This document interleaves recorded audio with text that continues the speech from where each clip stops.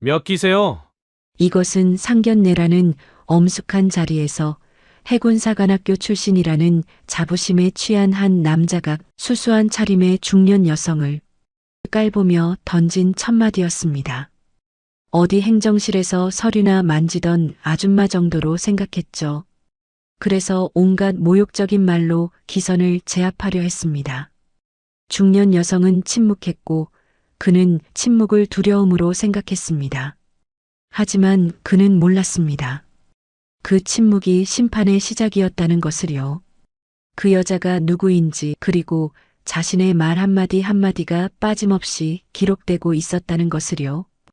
28년 해군 생활이 단 한 번의 상견례로 산산이 부서지기 시작합니다. 부산 해운대에는 청해라는 고급 일식집이 있습니다. 해군 장성들과 고위 관료들이 은밀한 자리를 마련할 때 찾는 곳이죠. 그날 저녁 6시 해가 수평선 너머로 기울기 시작할 무렵이었습니다. 가장 안쪽에 있는 프라이빗 룸 망향실.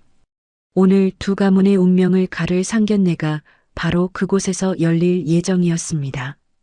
검은색 제네시스 지구공이 식당 주차장에 미끄러지듯 들어왔습니다. 차에서 내린 남자는 해군 대령 박태준 나이 53이었습니다. 이지스 구축함 충무공 이순신함의 함장이었죠. 그는 정복 차림이었습니다. 태준은 차에서 내리자마자 흰 제복의 금장 단추를 점검했습니다. 그리고 가슴에 달린 5줄의 훈장을 손끝으로 천천히 쓸어내렸습니다. 그에게 이 훈장들은 28년 해군 생활의 증거였습니다. 오늘 이 자리에서 자신의 권위를 증명할 무기라고 확신했죠. 그런데 식당 입구에서 문제가 생겼습니다. 직원이 조심스럽게 다가와 말했습니다. 손님, 정복 착용은 자제해 주시면 감사하겠습니다. 태준의 얼굴이 순식간에 붉어졌습니다. 뭐? 감히 대령한테 훈수야? 그의 목소리가 식당 입구에 울려 퍼졌습니다. 이 제복이 뭔지 알아? 바다 지키는 군인이 제복 입고 밥 먹는 게 뭐가 불편해? 당장 지배인 불러. 아내 김정희가 황급히 그의 소매를 잡아당겼습니다. 하지만 태준은 그 손을 툭 뿌리쳤습니다. 지배인이 허둥지둥 달려왔습니다. 연신 허리를 굽히며 사과했죠. 태준은 콧방귀를 끼며 당당하게 안으로 들어갔습니다. 정희는 올해 51살이었습니다. 30년 가까이 남편의 그늘 아래서 숨죽이며 살아온 전업주부였죠. 오늘따라 남편의 표정이 더 날카롭게 날이 서 있다는 걸 느꼈지만 아무 말도 하지 않았습니다. 아들 박시우는 28살 해군 중이었습니다. 잠수함 승조원으로 아버지와 같은 길을 걷고 있었지만 그의 어깨는 좀처럼 펴지지 않았습니다. 시우의 마음은 복잡했습니다. 오늘 처음 만나는 하은의 어머니, 그분이 어떤 사람인지 아버지는 전혀 모르고 있었습니다. 하은이 예전에 짧게 말한 적이 있었죠. 우리 엄마는 해군에 계셔. 그때 하은의 눈빛이 자꾸 떠올랐습니다. 굳이 더 말할 필요가 없다는 듯한 담담한 눈빛이었습니다. 태준은 일부러 20분이나 일찍 도착했습니다. 그에게는 이유가 있었습니다. 먼저 와서 공간을 장악하고 상대가 들어올 때 여유롭게 맞이하는 것. 28년 해군 생활에서 터득한 서열 정리의 법칙이었죠. 그는 상석에 자리를 잡았습니다. 의자 각도, 수저 위치까지 직접 조정했습니다. 시우야, 여기가 상석이야. 태준이 아들에게 지시했습니다. 사돈이 오면 저쪽에 앉게 해. 시우는 대답 대신 고개만 끄덕였습니다. 6시 29분 망향실 문이 열렸습니다. 태준은 반사적으로 손목시계를 확인했습니다. 앞서 들어온 여자는 서유나 47살이었습니다. 아이보리색 블라우스에 검은 슬랙스 차림이었죠. 화장기 없는 얼굴, 수수한 차림에 귀에는 작은 진주 귀걸이가 전부였습니다. 뒤따라 들어온 딸 서하은은 28살이었습니다. 긴장한 기색이 역력했지만 어머니 손을 꼭 잡고 있었습니다. 태준의 눈이 유나를 위아래로 훑쳤습니다. 속으로 결론을 내렸죠. 뒷배경 없는 만만한 상대라고요. 태준은 자리에서 일어나지 않았습니다. 다시 한번 시계를 훑어보고 입을 열었습니다. 해군은 시간 엄수가 기본인데 1분 늦으셨네요. 유나는 아무 대꾸 없이 가볍게 목례만 했습니다. 그리고 지정된 자리에 조용히 앉았습니다. 태준의 본격적인 공세가 시작됐습니다. 자, 인사를 나눠야죠. 현재 해군 대령이고 이지스 구축함 함장 직책을 맡고 있습니다. 그는 가슴을 쭉 폈습니다. 해군에서는 이름보다 기수가 먼저예요. 사돈 몇 기세요? 유나는 찻잔을 들어 천천히 차를 마셨습니다. 손끝에 미세한 떨림조차 없었습니다. 태준은 그 침묵을 두려움으로 해석했습니다. 입가에 비릿한 승리감이 번졌습니다. 그때부터 태준의 28년 해군 경력 자랑이 끊이지 않았습니다. 내가 회사 시절 말이야. 동기들 중에서 제일 먼저 진급했어요. 그의 목소리에는 도치의 빛이 가득했습니다. 42기 중에 나처럼 함장까지 오른 사람이 몇이나 될 것 같아요? 손에 꼽죠. 그는 밟고 올라간 동료들의 이름까지 나열했습니다. 우월감에 취해 있었습니다. 해군이라는 게 결국 배 위의 서열이에요. 함장은 배의 왕이야. 태준이 와인잔을 들어 올리며 말을 이었습니다. 밑에 깔리는 놈이 있고 위에서 누르는 놈이 있는 거지. 그게 바다의 법칙이고 세상의 법칙이야. 정희는 고개를 숙인 채 젓가락만 만지작거렸습니다. 시우는 아버지의 말이 이어질 때마다 점점 더 작아지는 것 같았습니다. 유나는 그 모든 것을 지켜보고 있었습니다. 표정 하나 변하지 않았습니다. 눈빛은 차분했고 손끝 하나 흔들리지 않았습니다. 그녀의 침묵 속에서 무언가가 천천히 작동하기 시작했습니다.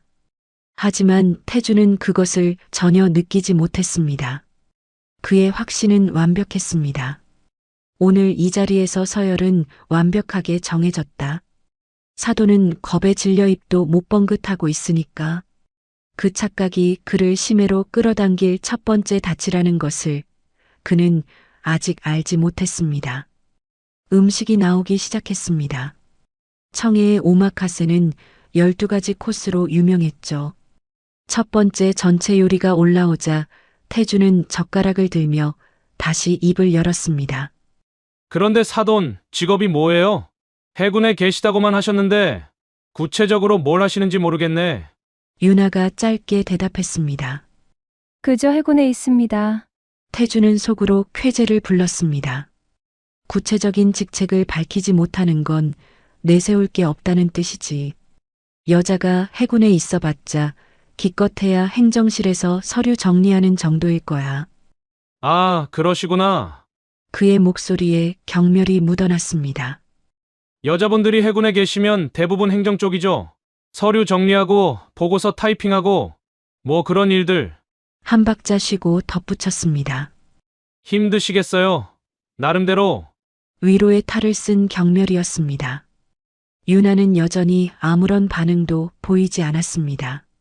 정희가 어색한 분위기를 바꾸려 했습니다. 하은 씨, 연구원이라고 들었는데 무슨 연구를 하세요? 요즘 젊은 분들은 다들 대단하더라고요. 하은이 대답하려는 순간이었습니다. 여편네는 음식이나 먹어. 태준이 날카롭게 끼어들었습니다. 내가 얘기하고 있잖아. 정희의 입이 굳게 다물렸습니다. 30년 동안 수없이 반복된 장면이었죠. 하은은 그 모습을 보며 가슴이 답답해졌습니다.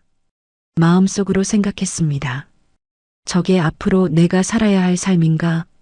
태준이 하은에게로 시선을 돌렸습니다. 근데 하은 씨, 나도 들은 얘기가 있어. 그의 목소리가 낮아졌습니다. 한부모 가정이라면서 아버지가 안 계시다고. 하은의 얼굴에서 핏기가 빠졌습니다. 손이 움찔했고 눈가가 미세하게 떨렸습니다. 그게 문제라는 건 아닌데 솔직히 걱정은 되죠. 태준이 젓가락을 내려놓으며 말을 이었습니다. 한부모 밑에서 자란 애들이 가정교육이 좀 부족하다고들 하잖아. 아까 말대꾸하는 거 보니까 역시 그런가 싶기도 하고. 순간 마음이 움츠러들었습니다. 하은의 손이 덜덜 떨리기 시작했습니다. 유나가 딸의 손을 꽉 쥐었습니다. 보호의 손길이자 동시에 참으라는 신호였습니다. 태주는 그 모습을 보며 비웃었습니다. 약자들끼리 뭉치면 뭐가 달라지나? 결국 강한 쪽이 이기는 거야. 그게 바다의 이치고 세상의 이치야. 태준이 와인을 따라 유나 앞으로 내밀었습니다. 사돈, 한 잔 받으시죠? 오늘 좋은 날인데 술 한 잔은 해야지. 유나의 대답은 단호했습니다. 술은 안 합니다. 태준에게 그것은 도전으로 들렸습니다. 얼굴이 굳어졌습니다. 선배가 주면 독약이라도 받는 게 예의 아닙니까? 그의 목소리가 높아졌습니다. 사돈이 해군에 계시다면서요. 해군이 술을 거절해요. 유나는 여전히 움직이지 않았습니다. 눈은 태준을 정면으로 바라보고 있었습니다. 시선에는 두려움 대신 차가운 관찰의 빛이 있었습니다. 이거 받으라니까. 태준이 와인잔을 강하게 밀어붙였습니다. 그 순간 붉은 액체가 출렁이며 유나의 아이보리색 블라우스 위로 튀었습니다. 망향실 안에 순간적인 정적이 흘렀습니다. 하은이 숨을 멈췄고 시우의 얼굴이 하얗게 질렸습니다. 태주는 사과하는 대신 콧방귀를 꼈습니다.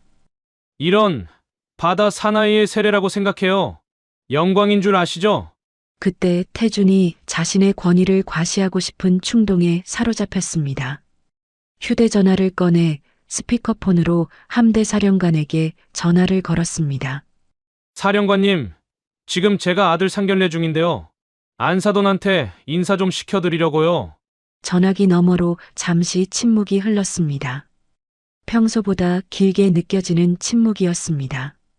사령관의 목소리가 들려왔습니다. 박 대령, 지금 통화 곤란해. 나중에 연락해. 뚝. 일방적으로 전화가 끊겼습니다. 태준의 표정이 굳었습니다. 스피커폰 상태에서 사령관에게 퇴짜를 맞은 것이었습니다. 아, 사령관님이 좀 바쁘신가 보네. 급하게 변명했습니다. 중요한 손님이 계신 것 같네요. 원래 친한 사이야. 하지만 그의 목소리에서 자신감은 이미 사라져 있었습니다. 유나의 눈이 잠시 태준을 훑었습니다. 표정은 변함없었지만 눈빛 속에 무언가가 기록되고 있는 것 같았습니다. 잠시 후 유나가 천천히 손을 뻗었습니다. 테이블 위에 놓인 자신의 스마트폰을 살짝 기울여 놓았습니다. 화면이 살짝 위를 향하게요. 아주 작은 동작이었습니다. 태주는 그것을 보지 못했습니다. 술기운에 취해 자신의 권위가 이 자리를 완벽하게 지배하고 있다고 믿고 있었으니까요. 태준이 다시 공격을 시작했습니다. 사돈, 아까부터 기수를 안 말씀하시는데 혹시 기수 말하기 부끄러운 거예요? 비아냥거리는 투였습니다. 낮은 계급이라서. 그 순간 유나가 천천히 고개를 들었습니다. 눈빛에 지금까지 보이지 않던 무언가가 있었습니다. 차갑고 날카롭고 완벽하게 통제된 무언가였습니다. 그닷줄이 자네 목을 감을 수도 있다는 생각은 안 해봤나? 목소리는 낮고 차분했습니다. 하지만 그 안에 담긴 무게는 방 전체를 짓누르는 것 같았습니다. 태준의 손이 잠시 멈췄습니다. 등줄기를 타고 싸늘한 것이 스며드는 느낌이었습니다. 하지만 술기운이 그 감각을 금세 덮어버렸습니다.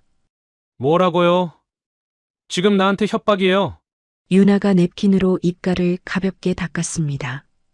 그리고 자리에서 일어났습니다. 잘 먹었습니다. 인연은 여기까지인 것 같네요. 하은도 어머니를 따라 일어났습니다.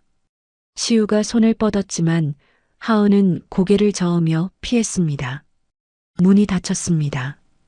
복도에서 멀어지는 구두 소리가 들려왔습니다. 망향실 안에는 태준, 정희, 시우만 남았습니다. 태준이 혼자 웃었습니다. 쫄아서 도망가네. 맞지? 내가 이겼어. 와인을 들이켰습니다. 하지만 그 웃음소리만 텅 빈 방에 허무하게 울려 퍼졌습니다. 같은 시각 해군본부 감찰실 청사.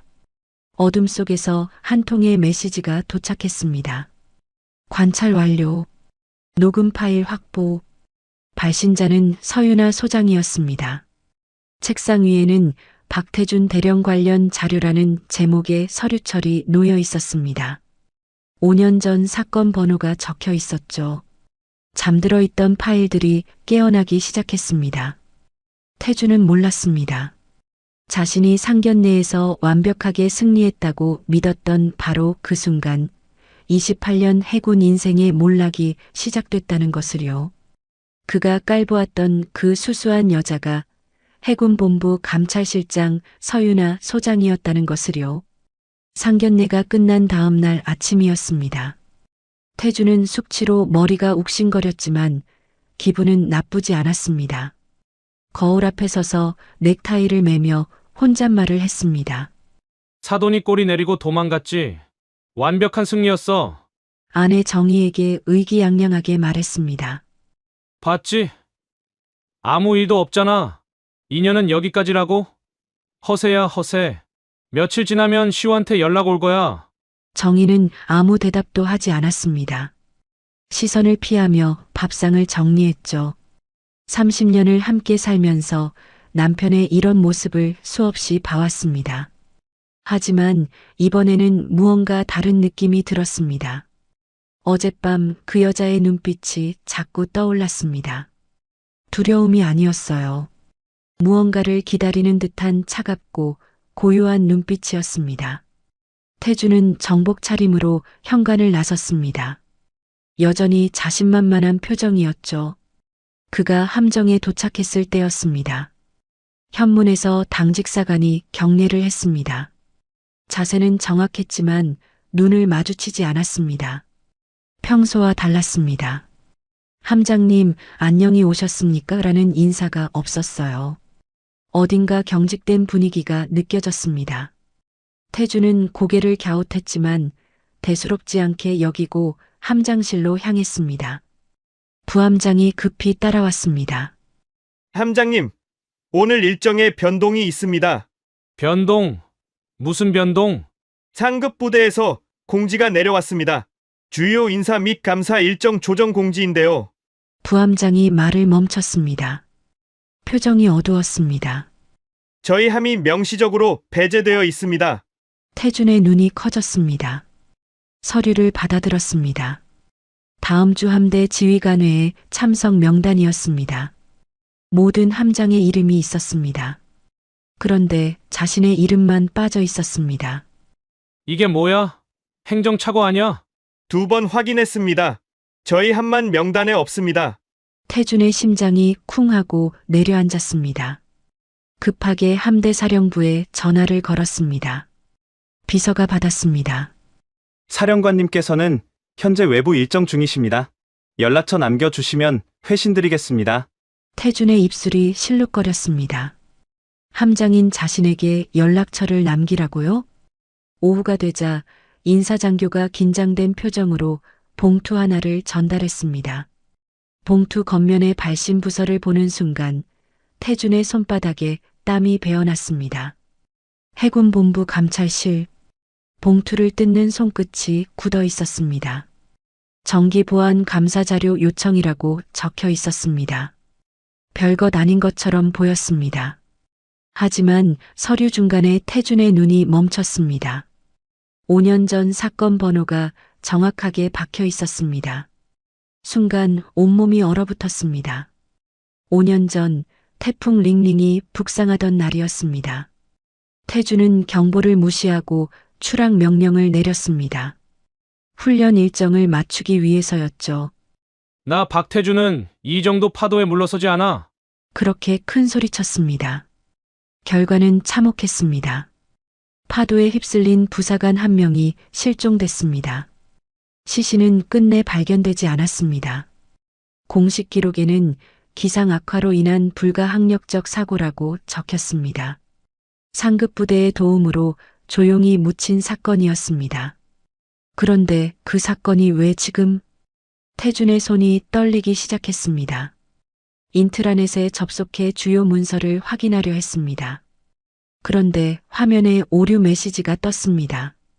접근 권한이 없습니다. 보안 재인증이 필요합니다. 정보통신과에 전화했습니다.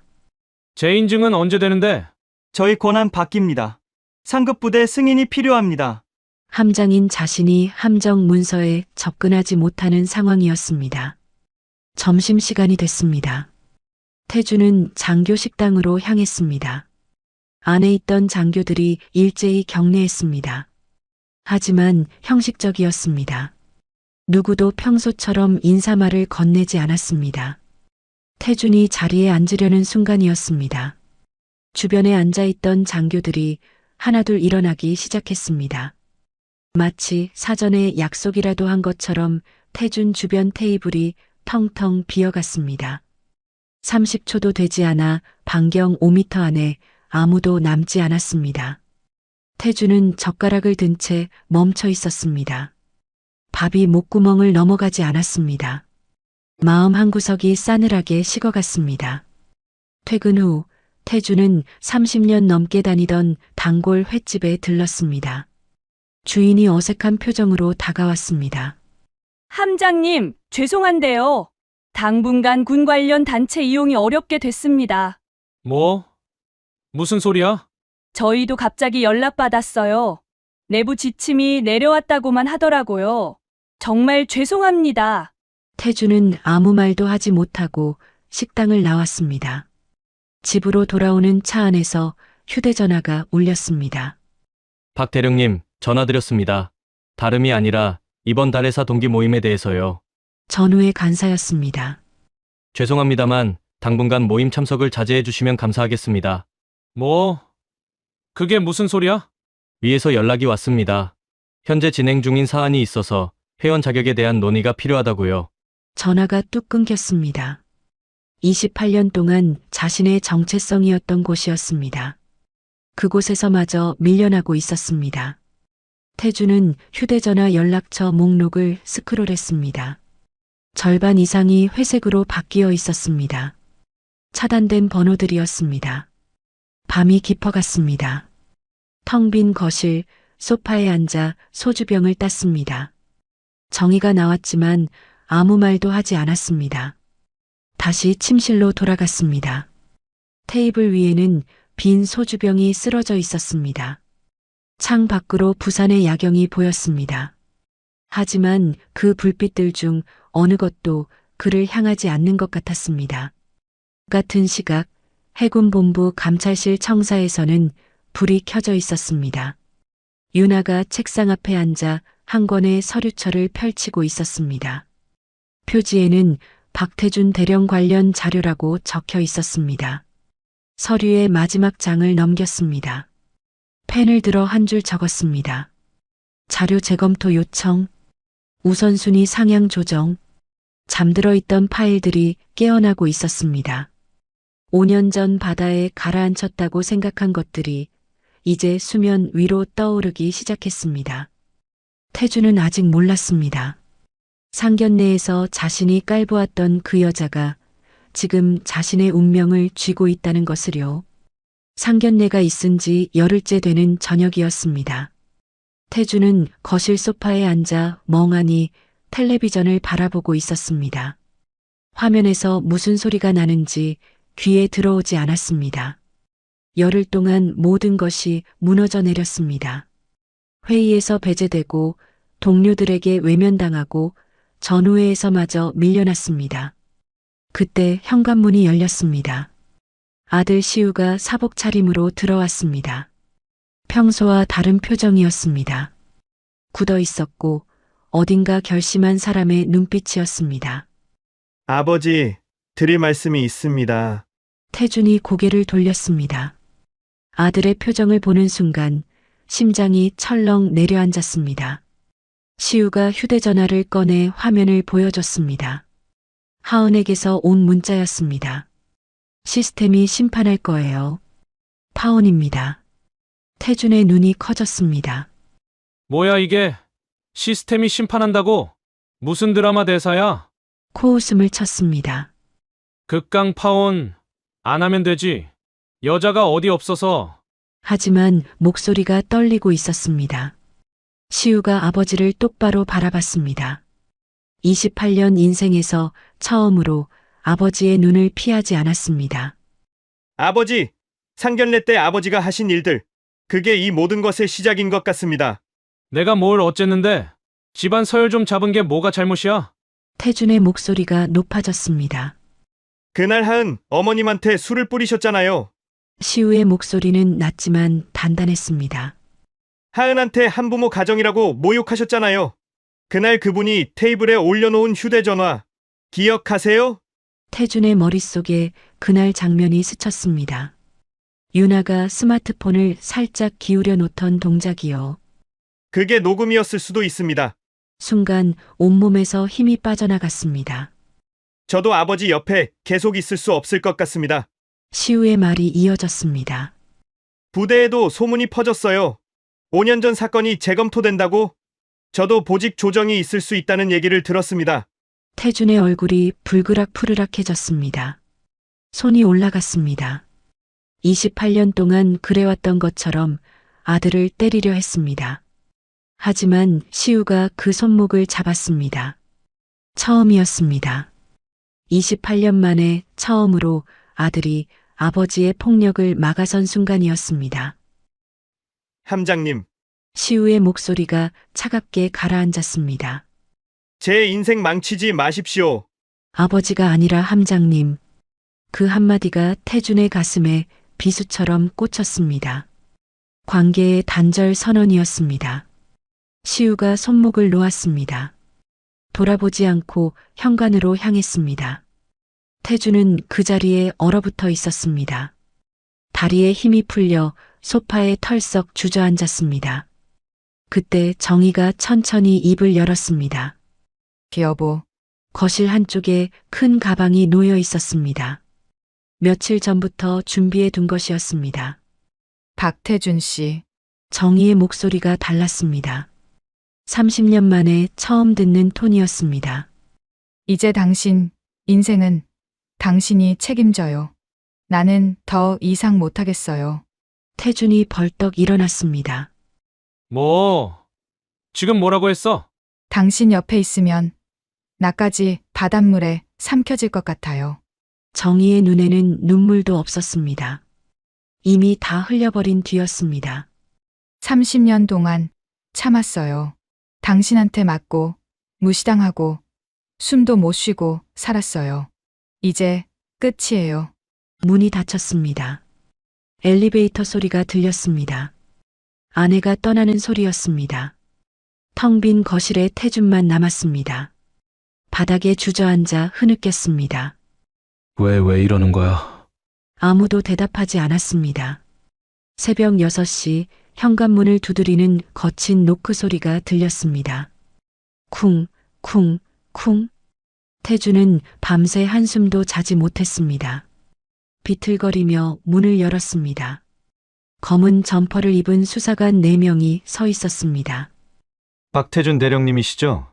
그렇소. 긴급 체포 영장입니다. 직권남용 및 함정 운영비 유용 혐의로 체포합니다.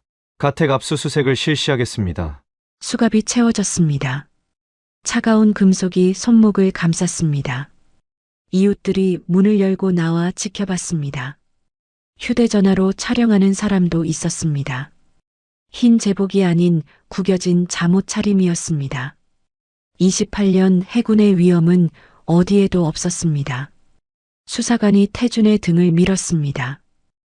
가시죠. 엘리베이터 문이 닫혔습니다. 태준의 세상이 함께 닫혔습니다. 해군본부 감찰실 조사실이었습니다. 차가운 철제 의자에 앉아 있었습니다. 앞에는 두꺼운 서류철이 놓여 있었습니다. 조사관이 입을 열었습니다. 오늘 조사 내용은 크게 3가지입니다. 서류를 한 장씩 넘겼습니다. 첫째, 5년 전 함정 사고에 대한 재조사. 태준의 심장이 멎는 것 같았습니다. 둘째, 함정 운영비 관련 유용 의혹. 손바닥에 땀이 흘렀습니다. 셋째, 부하성과 가로채기 의혹입니다. 5년 전 태풍 링링 사건의 모든 기록이 펼쳐졌습니다. 당시 기온, 풍속, 파고, 추락 명령 시각, 실종자 정보, 바다에 가라앉혔다고 생각한 모든 것들이 수면 위로 떠올라 있었습니다. 태주는 아무 말도 하지 못했습니다. 입술만 파르르 떨렸습니다. 구속영장 실질 심사가 열리는 날이었습니다. 태주는 수갑을 찬 채 법정으로 들어섰습니다. 며칠 사이에 얼굴이 반쪽이 됐습니다. 눈 밑에는 검은 그림자가 내려앉아 있었습니다. 방청석에는 기자들이 가득했습니다. 카메라 플래시가 번쩍번쩍 터졌습니다. 해군 대령 체포. 이 사건은 이미 뉴스를 뒤덮고 있었습니다. 태주는 고개를 숙인 채 피고인석에 앉았습니다. 28년 해군 생활에서 한 번도 경험해 보지 못한 자리였습니다. 그때 방청석 한쪽이 웅성거렸습니다. 태준이 고개를 들었습니다. 눈이 커졌습니다. 정희가 들어오고 있었습니다. 아내였습니다. 아니, 이제는 전 아내라고 해야 할지도 몰랐습니다. 그런데 정희가 앉은 자리가 이상했습니다. 방청석이 아니었습니다. 증인석이었습니다. 검찰 측 증인으로 출석한 것이었습니다. 태준의 심장이 쿵 하고 멈추는 것 같았습니다. 증인, 선서해 주십시오. 정희가 일어섰습니다. 손을 들어 선서문을 읽었습니다. 목소리가 떨리지 않았습니다. 30년을 함께 산 아내가 지금 자신을 상대로 증언하려 하고 있었습니다. 검사가 질문을 시작했습니다. 증인은 피고인과 어떤 관계입니까? 30년간 혼인 관계였습니다. 현재는 이혼 소송 중입니다. 피고인의 평소 행실에 대해 아는 대로 말씀해 주십시오. 정희가 잠시 눈을 감았습니다. 그리고 입을 열었습니다. 남편은 집에서도 함장이었습니다. 법정이 조용해졌습니다. 명령하고 복종을 요구하고 틀리면 벌을 줬습니다. 저와 아들에게요. 구체적으로 어떤 일들이 있었습니까? 폭언과 폭력이 일상이었습니다. 밥이 늦으면 밥상을 엎었고 말대꾸하면 뺨을 때렸습니다. 아들이 성적이 떨어지면 방에 가두고 밤새 세워뒀습니다. 태준의 얼굴이 하얗게 질렸습니다. 입술이 파르르 떨렸습니다. 정희의 증언이 이어졌습니다. 남편이 가끔 저한테 모르는 통장을 보여주며 자랑하곤 했습니다. 검사가 몸을 앞으로 기울였습니다. 모르는 통장이라고요? 예. 비자금이라고 했습니다. 나중에 노후에 쓸 거라고요. 어디서 난 돈인지는 말하지 않았습니다. 방청석이 웅성거렸습니다. 기자들이 빠르게 뭔가를 적었습니다. 태주는 자신의 아내가 법정에서 자신의 숨통을 끊는 것을 지켜봤습니다. 아무것도 할 수 없었습니다. 손은 수갑에 묶여 있었고 입은 열리지 않았습니다. 증인, 5년 전 태풍 링링 당시 사고에 대해 아는 것이 있습니까? 정희가 고개를 끄덕였습니다. 그날 밤 남편이 술에 취해 집에 왔습니다. 혼잣말을 했어요. 뭐라고 했습니까? 한 놈 빠졌는데 어쩔 수 없지. 내 경력에 흠집 날 순 없어. 그렇게 말했습니다. 법정 안이 술렁였습니다. 판사가 의사봉을 두드렸습니다. 태준의 눈앞이 깜깜해졌습니다. 5년 전 그날 밤의 기억이 떠올랐습니다. 파도에 휩쓸린 부사관, 구조를 포기하고 복귀 명령을 내렸던 자신, 그때 정의가 들었던 것이었습니다. 증인, 마지막으로 하실 말씀이 있습니까? 정의가 천천히 태준을 바라봤습니다. 30년 만에 처음으로 눈을 피하지 않았습니다. 저는 30년 동안 이 사람 옆에서 숨죽이고 살았습니다. 제가 증언하는 건 복수가 아닙니다.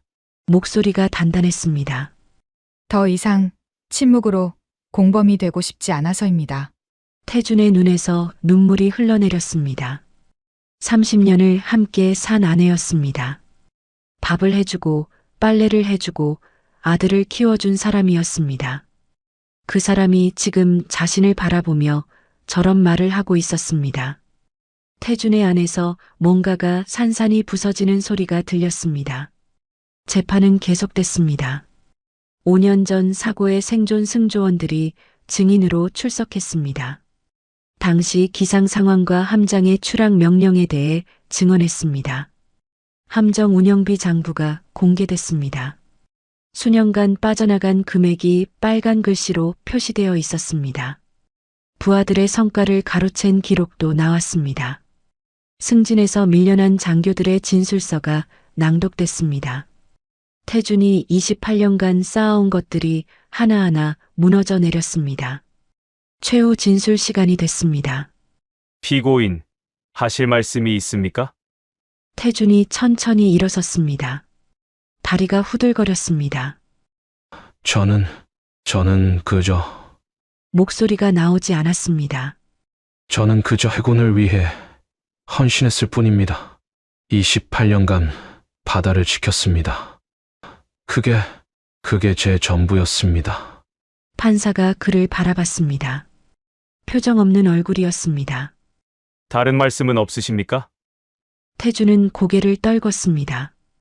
더 이상 할 말이 없었습니다. 판결이 내려졌습니다. 피고인 박태준을 파면에 처한다. 연금의 50%를 삭감한다. 징역 2년 6개월을 선고한다. 의사봉이 내려쳤습니다. 쾅! 그 소리가 태준의 귀에 천둥처럼 울렸습니다. 28년 해군 생활의 끝이 법정에서 선고됐습니다. 파면, 연금 삭감, 징역, 모든 것이 끝났습니다. 태준은 고개를 숙인 채 법정을 나섰습니다. 카메라 플래시가 다시 터졌습니다. 기자들이 마이크를 들이밀었습니다. 한 말씀 해주세요. 5년 전 사고에 대해 어떻게 생각하십니까? 태준은 아무 대답도 하지 않았습니다. 할 수 없었습니다. 호송차에 올랐습니다. 창문 너머로 하늘이 보였습니다. 맑고 푸른 하늘이었습니다. 바다와 같은 색이었습니다. 28년간 자신의 전부였던 그 바다가 이제는 너무나 멀게 느껴졌습니다. 차가 출발했습니다. 태준은 눈을 감았습니다. 모든 것이 끝났습니다. 정말로 끝났습니다. 판결이 있은 지 일주일 후였습니다. 태준은 구치소에서 나왔습니다. 보석이 허가된 것이었습니다. 하지만 갈 곳이 없었습니다. 집은 이미 정의 명의로 넘어가 있었습니다. 아들 시우는 연락을 받지 않았습니다. 태준은 법원 앞 계단에 멍하니 서 있었습니다. 구겨진 양복, 며칠째 깎지 못한 수염, 핏발선 눈. 일주일 전 법정에서 수갑을 찾던 그 모습 그대로였습니다. 그때였습니다. 계단 위에 한 여자가 서 있었습니다. 아이보리색 코트, 단정한 차림, 차분한 표정. 유나였습니다. 상견례 이후 처음으로 마주하는 얼굴이었습니다. 태준의 심장이 쿵 하고 내려앉았습니다. 그녀가 거기 서 있었습니다. 자신을 내려다보고 있었습니다. 태준이 계단 아래에서 그녀를 올려다봤습니다. 목소리가 떨렸습니다. 왜 이러십니까? 유나는 대답하지 않았습니다. 그저 바라볼 뿐이었습니다. 상견례 때 제가 실수를 한 건 인정합니다. 하지만 이건 너무한 거 아닙니까? 태준의 목소리가 높아졌습니다. 하지만 그 안에는 분노보다 애원이 담겨 있었습니다. 유나는 여전히 침묵했습니다. 법원 앞 계단에서 수많은 사람들이 오가는 그곳에서 무릎을 꿇었습니다. 제발 한 번만 살려주십시오. 제가 잘못했습니다. 반성하겠습니다. 함장이었던 남자, 배의 왕이라 자부했던 남자, 그가 지금 여자 앞에서 무릎 꿇고 애걸하고 있었습니다. 지나가던 사람들이 멈춰서서 쳐다봤습니다. 휴대전화를 꺼내 촬영하는 사람도 있었습니다. 하지만 태주는 신경 쓸 여유가 없었습니다. 유나가 천천히 입을 열었습니다. 목소리는 낮고 차분했습니다. 상견례 때와 똑같은 톤이었습니다. 나는 아무것도 하지 않았습니다. 태준이 고개를 들었습니다. 무슨 말인지 이해하지 못한 표정이었습니다. 당신의 태도가 당신을 여기로 데려온 것뿐이에요. 유나가 한 발 앞으로 다가왔습니다. 상견례 때 당신이 한 말들 기억하세요? 태준의 눈이 흔들렸습니다. 기술을 물었죠. 술을 강요했죠. 내 딸에게 한부모 가정이라고 모욕했죠. 하나하나 기억이 떠올랐습니다. 그날 자신이 했던 말들, 행동들, 그날 나는 아무 대응도 하지 않았어요. 그냥 지켜봤을 뿐이에요. 유나의 눈빛이 차가웠습니다. 하지만 그 안에 분노는 없었습니다. 당신이 스스로 가라앉을 때까지. 태준의 입술이 파르르 떨렸습니다. 감찰실 공문, 감사 재검토, 조사 착수. 그건 내가 지시한 게 아니에요. 유나가 말을 이었습니다. 당신의 과거가 스스로 수면 위로 떠오른 거예요. 5년 전에 바다에 가라앉혔다고 생각한 것들이, 당신이 밟아온 사람들의 기억이. 태준의 눈에서 눈물이 흘러내렸습니다. 5년 전 태풍 속에서 실종된 부사관, 성과를 빼앗긴 부하들, 폭언에 시달린 승조원들, 그들의 얼굴이 하나씩 떠올랐습니다. 유나가 마지막으로 말했습니다. 당신을 심판한 건 내가 아니에요. 당신 자신이에요. 유나가 몸을 돌렸습니다. 계단을 내려가기 시작했습니다. 태주는 무릎 꿇은 채 그 뒷모습을 바라봤습니다. 아무것도 할 수 없었습니다. 아무 말도 할 수 없었습니다. 그제야 깨달았습니다. 자신을 무너뜨린 건 유나가 아니었습니다. 28년간 자신이 쌓아온 것들이었습니다. 밟고 올라간 사람들, 묻어버린 진실들, 그것들이 결국 자신을 삼킨 것이었습니다. 같은 날 오후 부산 해운대 해변이었습니다. 유나와 하은이 나란히 걷고 있었습니다. 늦가을의 햇살이 따스했습니다. 파도 소리가 잔잔하게 들려왔습니다. 엄마, 이제 끝난 거예요? 하은이 물었습니다. 응. 끝났어. 유나가 고개를 끄덕였습니다. 바람이 불었습니다. 파도가 밀려왔다가 물러갔습니다. 시우 씨한테서 연락 왔었어요. 하은이 말했습니다. 전역했대요. 지방에서 새로 시작한다고. 그래. 잘 됐네. 괜찮을까요? 그 사람. 하은의 목소리에 약간의 걱정이 묻어 있었습니다. 유나가 딸의 손을 꽉 쥐었습니다. 그건 그 사람의 몫이야. 우리가 신경 쓸 일이 아니야. 두 사람이 해변을 걸어갔습니다. 햇살이 어깨를 비쳤습니다. 교도소 보관 창고에서는 환경미화원이 물건을 정리하고 있었습니다. 상자 안에는 몇 가지 물건과 비닐봉투 하나가 있었습니다. 봉투 안에는 함장 모자와 훈장 5개가 들어 있었습니다.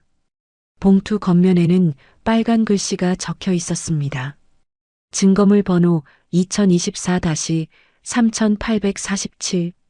환경미화원이 봉투를 어두운 창고 선반 위에 올려놓았습니다. 먼지가 피어올랐습니다. 창고 문이 닫혔습니다. 28년의 영광이 먼지 속에 묻혔습니다. 바다는 모든 것을 기억합니다. 가라앉혔다고 생각한 것들도, 밟고 지나갔다고 생각한 사람들의 기억도 언젠가 반드시 수면 위로 떠오릅니다. 사람은 말이 아니라 태도로 침몰합니다. 권위를 앞세워 상대를 깔보다가 결국 스스로 침몰한 사람, 반대로 침묵으로 끝까지 견디다가 마지막에 승리한 사람. 세상에는 소리 없이 심판하는 시스템이 있습니다. 그 시스템은 감정이 없고 변명도 듣지 않습니다. 오직 태도만을 기억하죠. 오늘의 사연이 마음에 남으셨다면 좋아요와 구독 부탁드려요. 시청해주셔서 감사합니다.